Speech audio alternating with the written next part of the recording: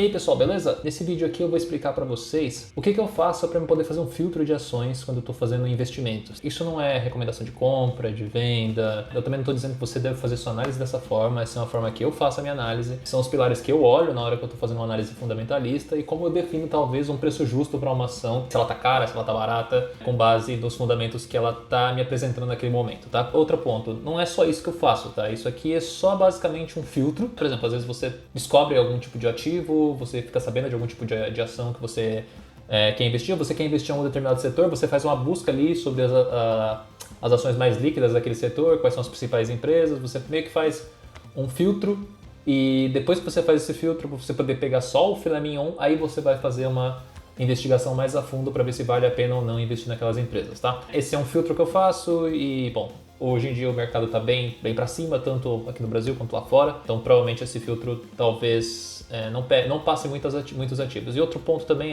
não é porque não passou em um pilar, não passou em dois pilares, porque tem acho que vários pilares aqui, que não necessariamente é um mau investimento, tá? É só que para mim, no meu fundamento, na minha análise, pode estar caro ou aquele fundamento específico pode ser muito chave para mim, pode ser muito importante para mim, então eu prefiro ficar de fora. Então vamos lá, eu vou mostrar para vocês aqui a minha tela agora. Eu criei uma planilhinha aqui, tá?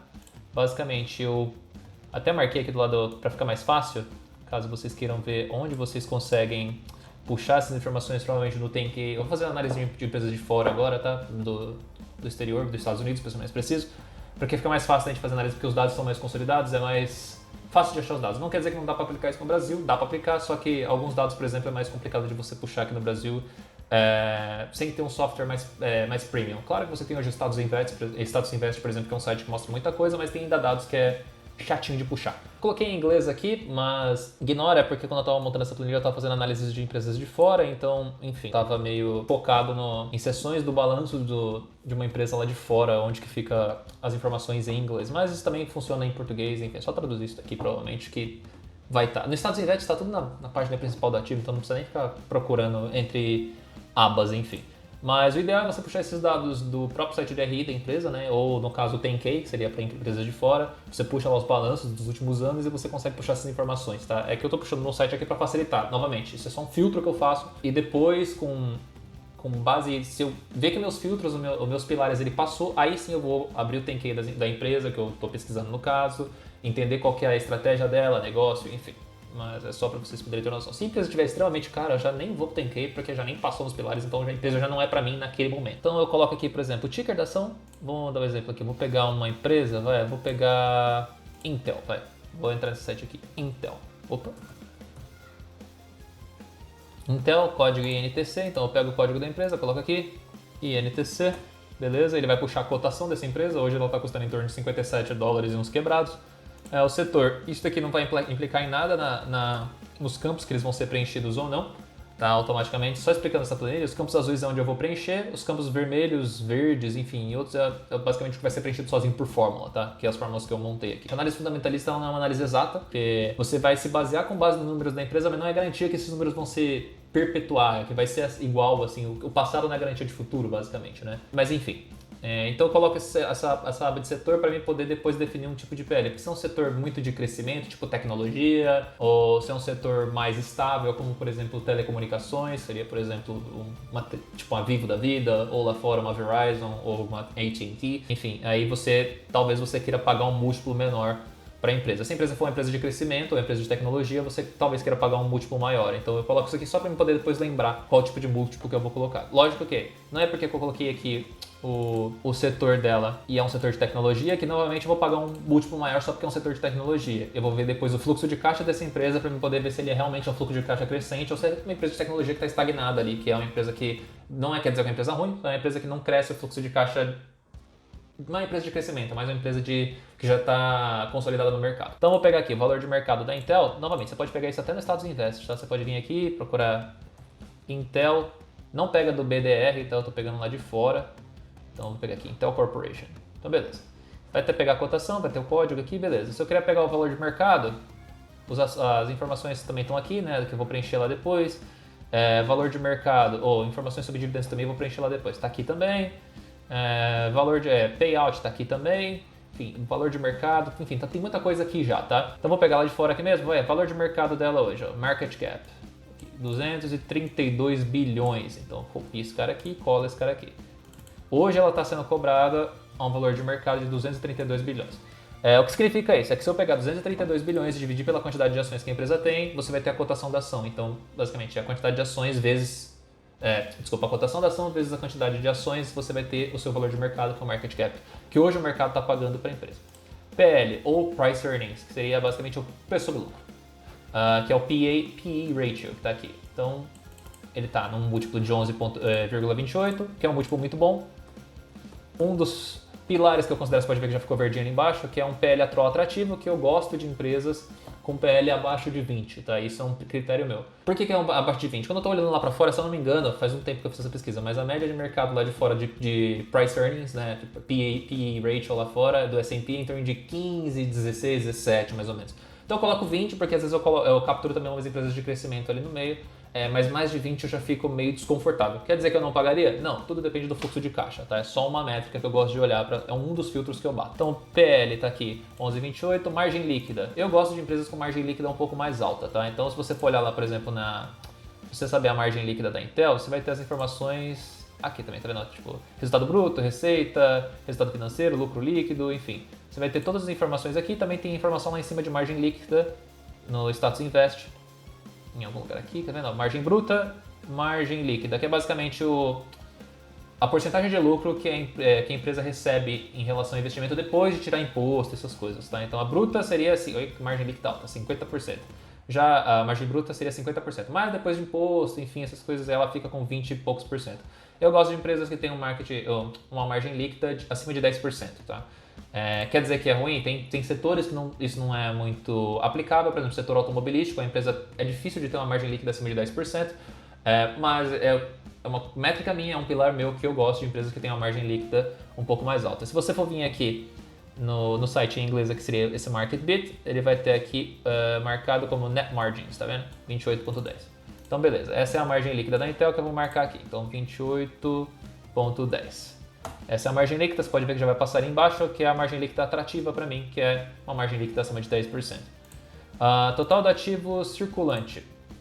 Basicamente é o que a empresa, ou em inglês vai ficar Total Current Liabilities, Total Current Assets, desculpa. Seria basicamente o caixa da empresa, ou aquilo que pode ser transformado em dinheiro muito rápido. Tá? Então é o ativo circulante da empresa. E por que eu peço o passivo circulante? Ao contrário, seria as dívidas de curto prazo da empresa ou as pendências, enfim, que a empresa tem que arcar. Tá? Então eu gosto que uma empresa tenha, não é de longo prazo isso, tá? Isso é curto prazo. Então eu gosto que o ativo circulante seja maior que o passivo circulante.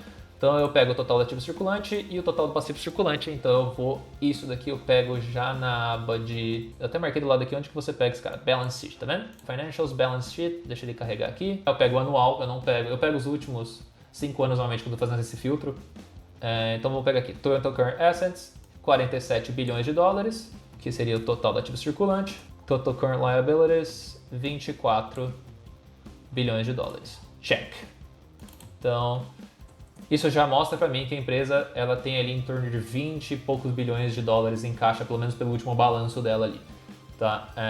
O que é bom, porque significa que ela vai ter pelo menos 22 bilhões ali para reinvestir no negócio, pagar dividendos, fazer aquisições, enfim.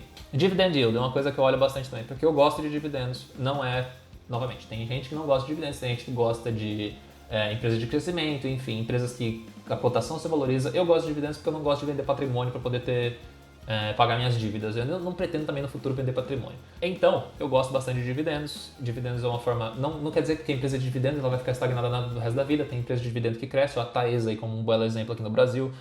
Enfim. Então eu gosto de empresas de dividendos. Então se o dividendo para mim for maior do que... Se ele pagou dividendos nos últimos 12 meses para mim, já está ótimo. Claro que tem uma porcentagem que eu gostaria de receber, mas se pagou dividendos para mim, já passa nesse check aqui. Então se você for vir aqui no profile da empresa de novo, novamente, se você, para a questão de ativo circulante e passivo circulante, você também consegue puxar no Status Invest aqui, tá? Deixa eu voltar aqui no fluxo de caixa, não. Cadê o balanço patrimonial? Aqui, ó. Você vem no balanço patrimonial, você tem aqui ativo circulante versus passivos não circulante aqui. Cadê? Isso aí.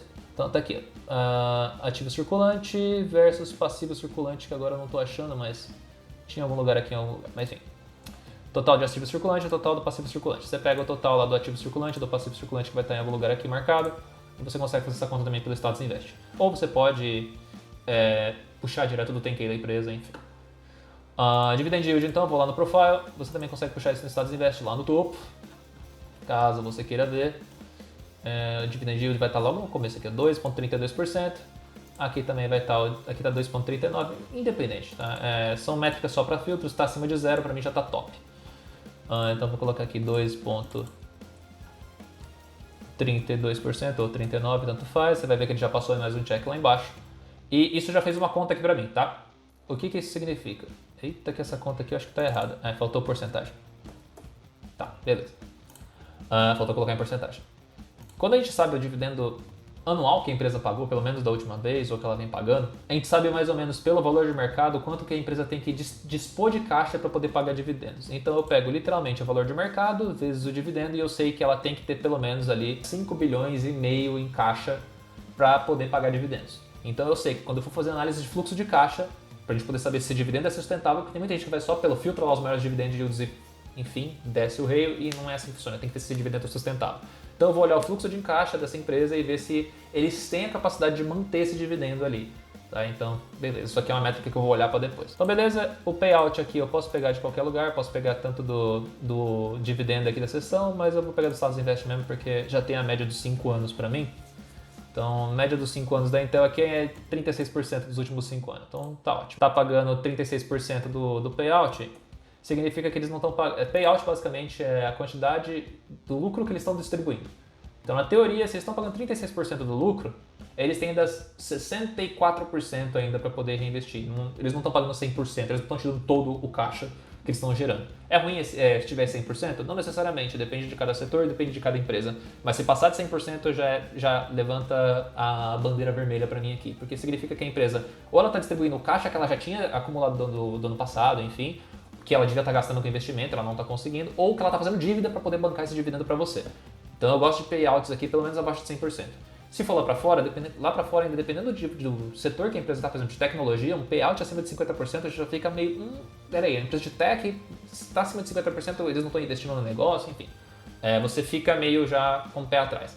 Mas eu sou bem flexível com isso, eu gosto de dividendo. Tá bom, agora dividendo anual médio. O que eu faço? Eu pego os últimos dividendos anuais, a soma de todos os dividendos que ela pagou nos últimos 5 anos, e eu tiro um dividendo anual médio para poder saber, depois calcular quanto que ela paga de dividendo para mim, que ela, da teoria deve pagar dividendo. Lá fora isso não faz tanto sentido, tá? Mas pro Brasil isso faz sentido porque lá fora o dividendo ele é mais sequencial, né? Então você tem dividendos crescentes, claro que não é toda empresa, mas as empresas mais consolidadas os dividendos são crescentes e é difícil de mudar isso. Aqui no Brasil não, aqui no Brasil até a empresa consolidada é uma montanha-russa, tem um ano que paga muito dividendo, tem um ano que paga pouco, tem um ano que paga muito, então você tem que tirar essa média para você, se você quer investir com base de dividendos, você tem que tirar uma média para você poder ter uma noção de quanto que a empresa vai te pagar de dividendos e aí você tem uma noção de valuation em cima disso. Então eu venho aqui, por exemplo, no dividendo, na seção de dividendo da empresa, aqui eles conseguem te passar qual que é os payout ratios dele, mas enfim, está em torno de 30 e poucos por cento nos últimos 12 meses e 18% baseado no cash flow, que é basicamente fluxo de caixa. Então tá parecendo que é bem saudável aqui, mas depois a gente vai pegar o fluxo de caixa e olhar isso direitinho. Então beleza, eu vou pegar aqui 2020 para baixo. Então 33 centavos, pode ver que pagou cada 3 meses, então é uma boa pagadora de dividendos nesse sentido. Cada 3 meses ela pinga lá o dividendo, então 33 centavos em 2020. Eu vou pegar aqui igual 0,33 vezes 4. É isso que ela pagou em 2020. Agora eu vou olhar em 2019, foi 0,3150 nos 4, isso mesmo, também. Então é igual 0,3150 vezes 4, é isso que ela pagou. No Brasil você não vai conseguir fazer uma conta simples de vezes 4. Você vai ver que vai tipo 10 centavos uma hora, 8 centavos outra, 30 centavos uma hora. Por isso que essa média é importante para você ter uma noção de quanto que ela vai te pagar anualmente. Que aí com base na cotação você sabe se está valendo a pena, se o dividendo está atrativo ou se ela simplesmente é irreal com base no fluxo de caixa da empresa.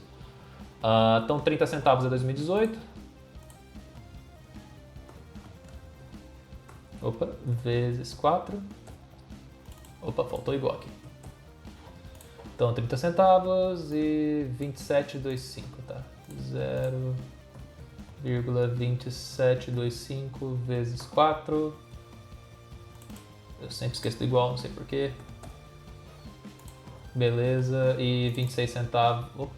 Teve um 26 centavos aqui em 2016. Eita, olha aí, ó. Tá vendo? 2018 tudo bonitinho e teve um gato perdido aqui. Então foi 26 centavos aqui. Então já não é vezes 6, aqui é vezes 3 mais 0,26.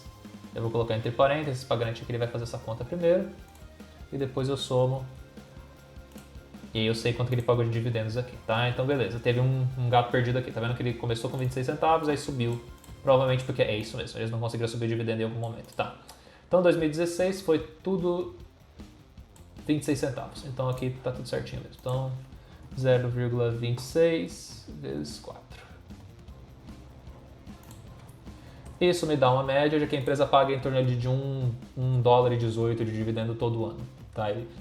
Enfim, isso serve para a gente poder verificar depois se o dividendo está crescente. Então, por exemplo, se o dividendo de 2016 ele é menor que o de 2020, é um dividendo crescente. Ou se você consegue ver a escadinha aqui, 1,4, 1,8, 1,20, 1,26, 1,32. Está crescendo o dividendo, então o dividendo é crescente. Show para mim. Pagou o dividendo nos últimos 12 meses? Pagou, porque está aqui o dividendo está acima de 0%. Então, é um outro pilar que eu olho aqui. Beleza? Agora vamos lá, vamos pegar agora os dados do balanço da empresa. Então vamos puxar aqui o fluxo de caixa de atividades operacionais da empresa, menos o CAPEX, que é basicamente o que ela tem que gastar para poder investir, comprar equipamento, enfim, que é para poder investir no negócio, tá? E aí isso, um menos o outro vai me dar o fluxo de caixa daquela empresa, tá? Fluxo de caixa anual. Onde que eu puxo isso? Eu venho aqui no Cash Flow Statement do Financials. Você consegue puxar isso também dos balanços de fluxo de caixa aqui no Status Invest. Mas enfim, eu vou puxar aqui então. Cash Flow Statement. Deixa ele puxar aqui para mim. Tá carregando. Primeiro eu vou pegar o lucro líquido, né? O lucro líquido tá aqui dos últimos 4 anos. Depois eu apago esse ponto zero aqui. Cadê o lucro líquido? Eu verifico se o lucro líquido é crescente também. Então, se o lucro líquido é crescente, a empresa tende a se perpetuar e tende a continuar crescendo o lucro. Isso é bom para mim, porque isso significa alta na cotação, alta crescência em dividendos, enfim. É uma coisa boa quando você vê isso. Agora, eu vou pegar aqui então, aqui, Net Cash from Operations. Cadê? Aqui, cadê? Atividade from Operation Activities, cadê? Aqui, tá aqui em cima. Beleza, achei. Então aqui, o fluxo de caixa que a empresa veio gerando para suas atividades relacionadas às suas operações. Então, tem que colar isso daqui com Ctrl Shift V. Menos o CAPEX, que é basicamente o Capital Expenditures, que é basicamente compras de equipamentos, plantas, enfim, é o que está escrito até aqui. Aqui está escrito desse jeito, mas se você vai no Status Invest, ele vai estar como CAPEX aqui, tá vendo? CAPEX. Enfim, aí, caixa líquida de atividades operacionais, CAPEX, tá até aqui na frente já. Beleza. Então a gente pega... Eita, aqui, isso daqui bugou. Deixa eu tirar os... Aí, beleza. Então a gente pega, literalmente, o caixa de atividades operacionais menos o CAPEX.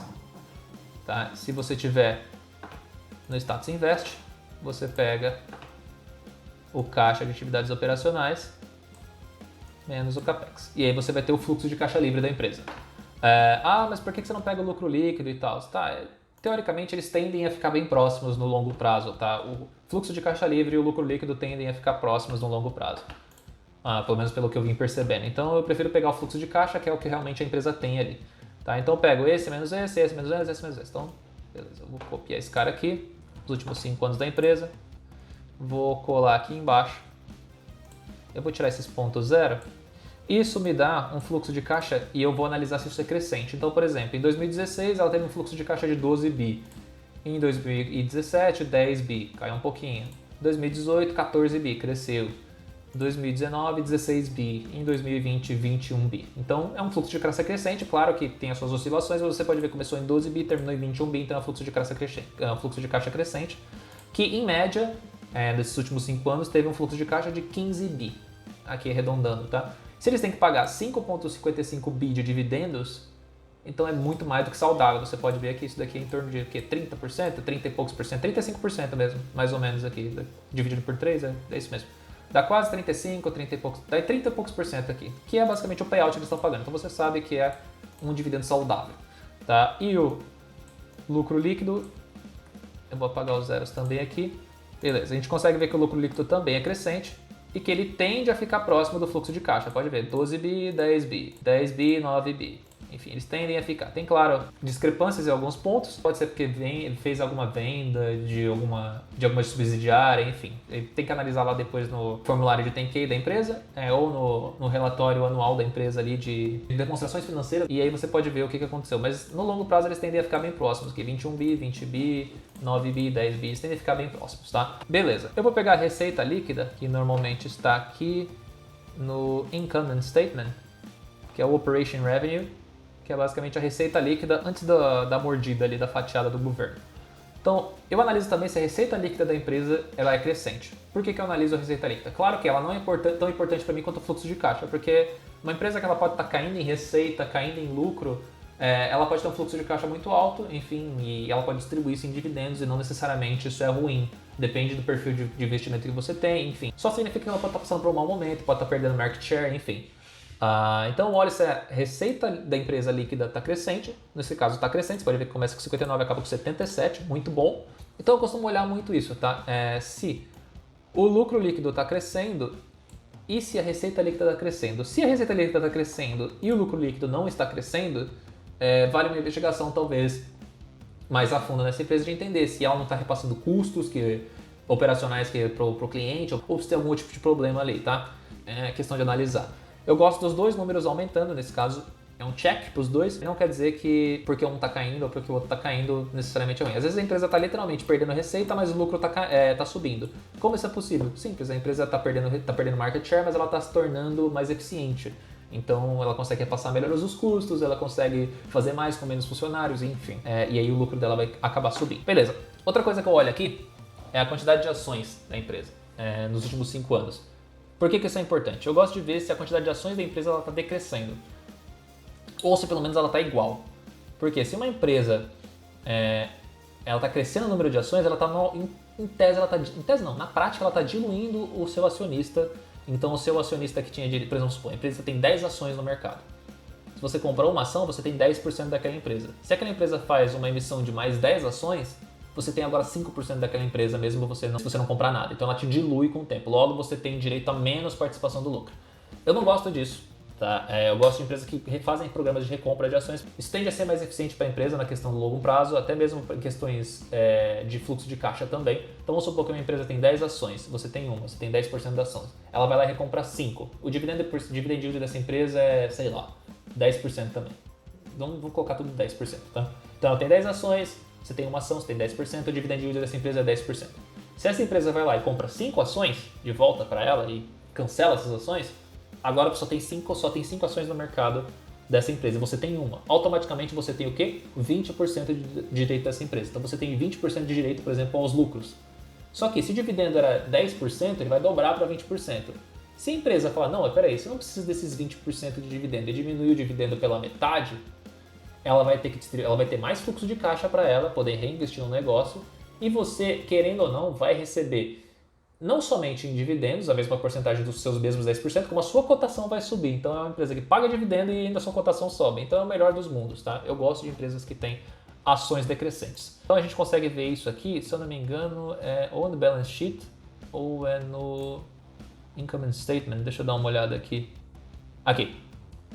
Common Stock Class A Shares Outstanding. Então eu consigo pegar quantas ações essa empresa tinha emitidas no mercado nos últimos 5 anos. Eu colo esse cara aqui e eu quero ver se esse cara está decrescendo com o tempo. Eu vou remover de novo esses pontos zero. Então, ela tinha 4,73 bi de ações, agora ela tem 4,06 bi. Está recomprando ações, nem que seja de pouquinho em pouquinho, o que é bom. Então significa que ela tá acreditando no negócio, acreditando que a empresa está barata, ela está recomprando ações, vai conseguir com isso otimizar seu fluxo de caixa e também remunerar o acionista indiretamente, porque o acionista vai ter mais porcentagem daquela empresa, ela não vai diluir o acionista. Tá, então, outro checkmark aqui. Tá, e você pode ver que já preencheu um monte de coisa aqui. Tá? Então, primeiro, a receita líquida está crescente, show, checkmark, bateu, check, show. Lucro líquido crescente, check, show. Você vê que está batendo tudo aqui, então tá até boa demais aqui para ser verdade. A quantidade de ações está decrescente? Tá decrescente, check. O PL está atrativo? Qual que é o PL atrativo para mim? Menos de 20. O PL está 11,28, tá muito bom. Margem líquida é mais de 10%? Também é. Ativo menos passivo, que é a quantidade de ativo circulante, basicamente, se a quantidade de dívida de curto prazo, se a quantidade de caixa ou o que ele pode transformar em caixa muito rápido é maior do que a quantidade de dívida de curto prazo, não é de longo. Tá? Passou também, check. Você pode ver que ela tem quase que o dobro aqui de caixa em relação à dívida. Claro que você pode olhar, se ela tiver uma quantidade muito discrepante aqui de ativo circulante de caixa, vamos dizer assim, você olha o total da dívida, né, que é o total de passivo, né, não só o circulante, mas também total. Se for maior que o total, nossa, é o holy grail dos checkmarks ali, tá? Então é empresa que você às vezes tem que descontar até do valor de mercado porque ela tem dinheiro em caixa em excesso, tá? Beleza. Então, você tem aqui, ela pagou dividendo nos últimos 12 meses? Pagou, porque o dividend yield está em 2,39%. Crescimento de dividendos. Está crescendo os dividendos? Se você olhar lá, ele está crescendo. Saiu de 1,4 para 1,32. Está crescendo, então passou para mim também. O fluxo de caixa, ele é sustentável? Então, o que é o fluxo de caixa sustentável? Primeiro, se ele gera caixa, at all, né? Se a média de fluxo de caixa da empresa ela é maior do que zero. E se esse fluxo de caixa ele é crescente, tá? Então, para mim, um fluxo de caixa sustentável é um fluxo que ou permanece na mesma ali, que ele é sustentável por si só, ele é empresas, por exemplo, mais estáveis, como empresas de telecomunicações, elas tendem a ter um fluxo de caixa que não cresce tanto assim, ele cresce marginalmente assim por questões de repasse de custos, enfim, mas não cresce tanto. Mas o que eu não quero ver, por exemplo, é o fluxo de caixa da empresa sair diminuindo, tá? Então, ao decorrer dos anos. Significa que ela está gastando e não tá recebendo de volta isso em lucro ou enfim. Então, eu não gosto de ver o fluxo de caixa da empresa diminuindo aqui, tá? Então, o fluxo de caixa sustentável é um fluxo crescente ou permanece na mesma e que a média desse fluxo de caixa é suficientemente grande para poder bancar o dividendo, talvez, que a empresa está pagando, tá? Então, eu gosto de ver fluxo de caixa crescente e que a média seja maior que a quantidade de dividendos que a empresa está pagando. Beleza. Pagou dividendos de mês, tá, crescimento de dividendos. Tá, dividendo é sustentável? Basicamente, se o dividendo que ela tem que pagar, que nesse caso é 5,55 bi, é maior do que o fluxo de caixa médio que ela gera, que é 14, quase 3 vezes mais. Então, é mega sustentável esse dividendo. Preço sobre o fluxo de caixa que você quer pagar. Isso daqui é uma premissa que você tem que ter, tá? Eu até coloquei uma marquinha aqui do lado. Preço sobre o fluxo de caixa livre que você quer pagar, tá? Ele é basicamente similar ao PL, que é o que você quer pagar, só que ele é baseado no fluxo de caixa que a empresa gera mesmo, tá? Não no lucro da empresa. Eu gosto de pagar um preço sobre o fluxo de caixa de até 20 para empresas que estão crescendo o fluxo de caixa consistentemente e assim, quando estão crescendo uma margem até boa. No caso da Intel, eu até aceitaria pagar uns 20 aqui de fluxo de caixa. Agora, se fosse uma empresa que o fluxo de caixa está bem estagnado aqui, por exemplo, eu tenho que pagar um múltiplo menor. Eu aceitaria pagar um múltiplo menor, porque ela não está crescendo, ela tá estagnada ali. Então, por que eu vou pagar um fluxo de caixa de uma empresa de crescimento se é uma empresa de dividendo extremamente estável, que não cresce tantas receitas assim? Então, eu pagaria, por exemplo, um 15 aqui, se fosse, por exemplo, uma empresa tipo Vivo. Ou, enfim, é assim que eu faria. Não quer dizer que é que você tem que fazer, isso é uma assumption que você tem que fazer.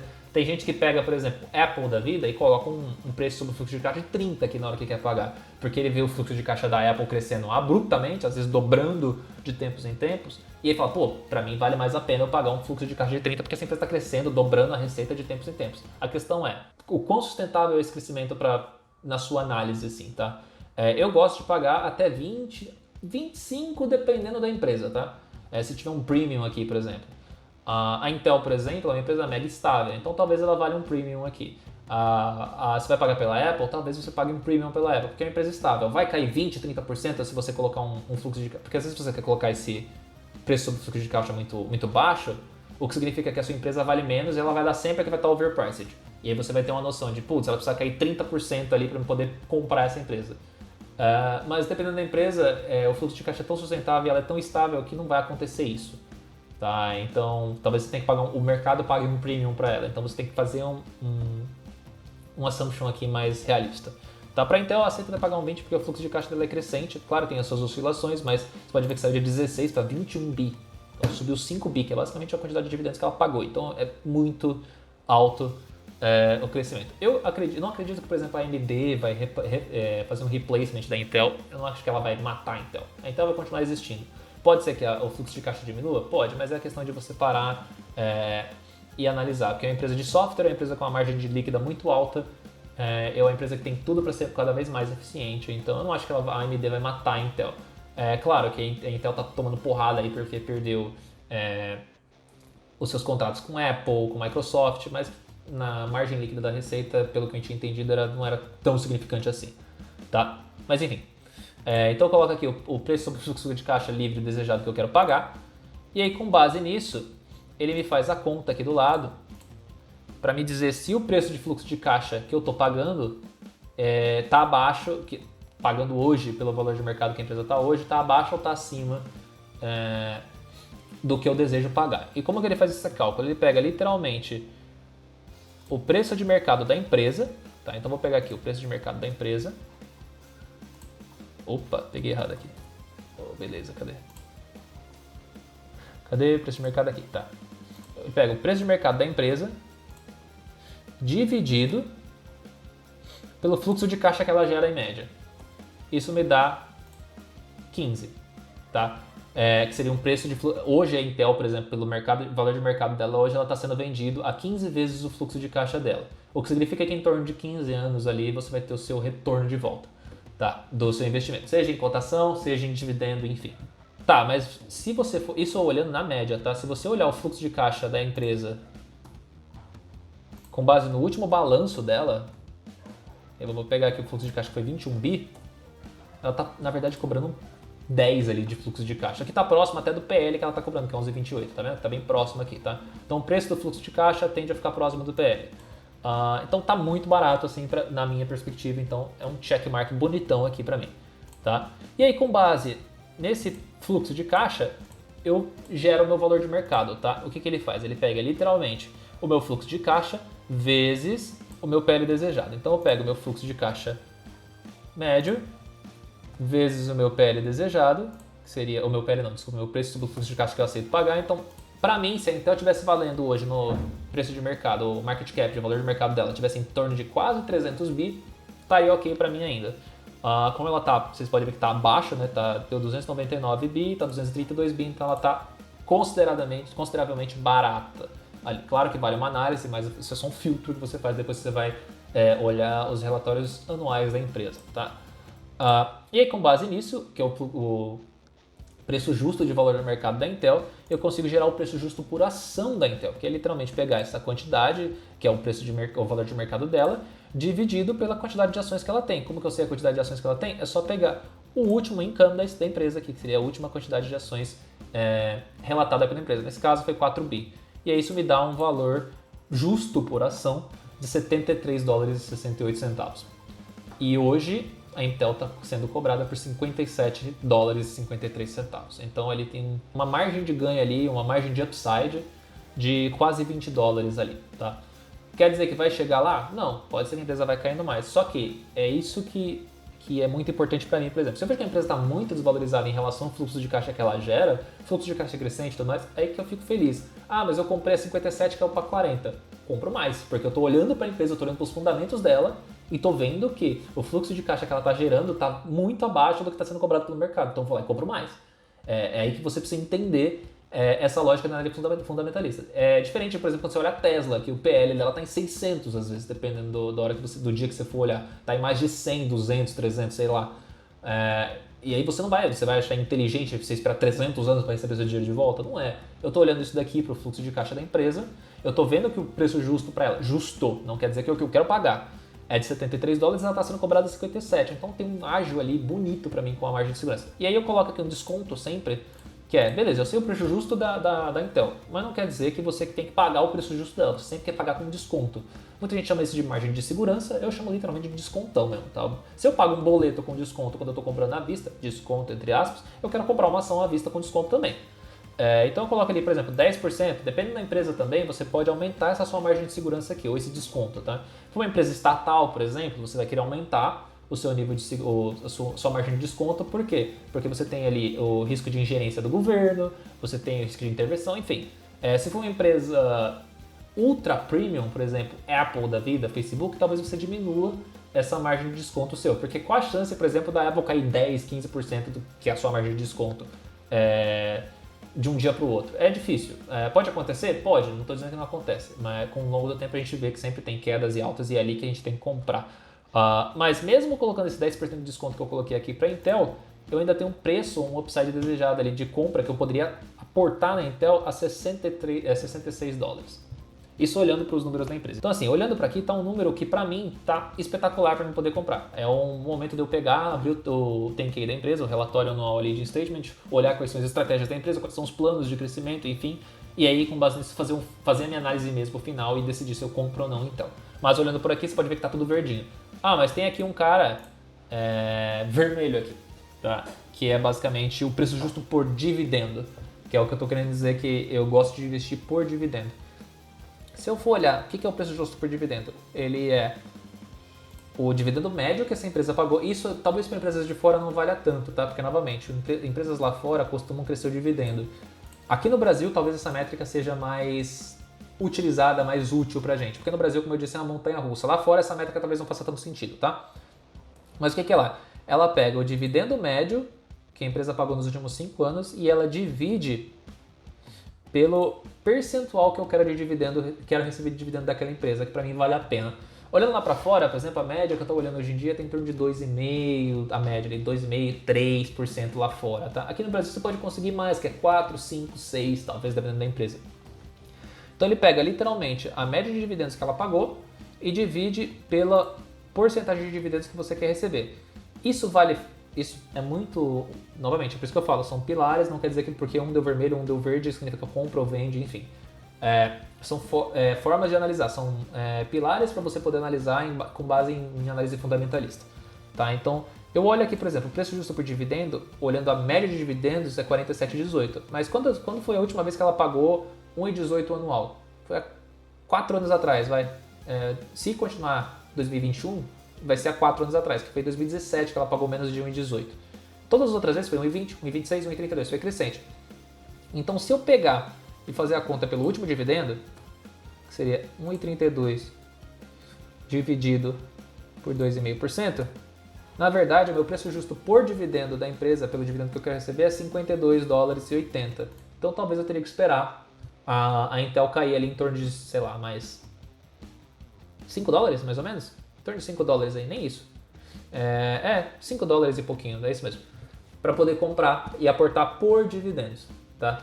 Quer dizer que eu não devo comprar? Não, por valuation ela estava dizendo que eu deveria comprar, mas por dividendos está dizendo que eu não devo comprar. Ah, mas putz, o que me garante, por exemplo, é que ela vai me pagar 8,32? Não, se eu for colocar aqui, por exemplo, na projeção, olhando aqui na projeção de dividendo anual da empresa, ela já viu que ela já aumentou os dividendos aqui, tá? Nesse ano. Tá em 0,34. Ela já vai pagar agora em maio e vai pagar ali em... Não, vai pagar pagou em março e vai pagar agora ali em junho. Então vamos supor que ela vai pagar durante os 4 anos, os 4 trimestres, essa quantidade de dividendos. Então ela vai pagar 1,39 de dividendos esse ano. Então pego 1,39 e divido por 2,5%. Isso me dá, então, na verdade, para esse ano, um preço justo por dividendo confortável de 55 dólares e 60, que está quase lá já. Então é isso, gente. É assim que eu faço um filtro de empresas para poder decidir se eu vou mais a fundo na empresa, se eu vou olhar mais a fundo, abrir lá o relatório anual da empresa, porque nesses filtros que eu faço aqui, já me dá uma boa base, por exemplo, se eu já tenho que realmente estudar a empresa, estudar o setor, ou se literalmente eu já abandono. Tá? Se eu literalmente, deixa pra lá, tá muito caro. Por exemplo, se eu vou fazer uns outros vídeos fazendo essa mesma análise aqui fundamentalista de outras empresas, vocês vão ver que tem empresas que, por exemplo, deviam cair 50%, porque estão mega overpriced pelo filtro que eu faço. Mas é isso, espero que vocês tenham curtido, que vocês tenham entendido essas métricas que eu puxo. Se vocês têm alguma outra métrica que vocês puxam, deixa aí nos comentários qual é a outra métrica que vocês usam para análise fundamentalista, vamos aprender junto. Tem outras métricas que eu uso também, mas eu não coloquei ainda em fórmula porque eu estou estudando um pouquinho. Mas essa é uma forma que eu faço o filtro de empresa para decidir se eu vou mais a fundo ou se eu já mato meus estudos aqui mesmo e pulo pro próximo, tá? E é isso aí, gente. Espero que vocês tenham curtido. Não se esqueçam de se inscrever no canal, bater no sininho ali de notificação, curtir esse vídeo e segue lá nas redes sociais caso vocês queiram. Eu faço alguns posts de vez em quando lá, referentes a empresas que eu tenho na carteira e os dividendos que elas vão pagar, tanto aqui dentro quanto lá fora do país. Lá fora do país raramente eu faço porque, como eu disse, são mega estáveis, né? Então não faz tanta diferença quanto não dá tanta felicidade quanto o anúncio de dividendo aqui no Brasil, que enfim, é uma montanha russa. Mas enfim, espero que vocês tenham curtido. Até a próxima.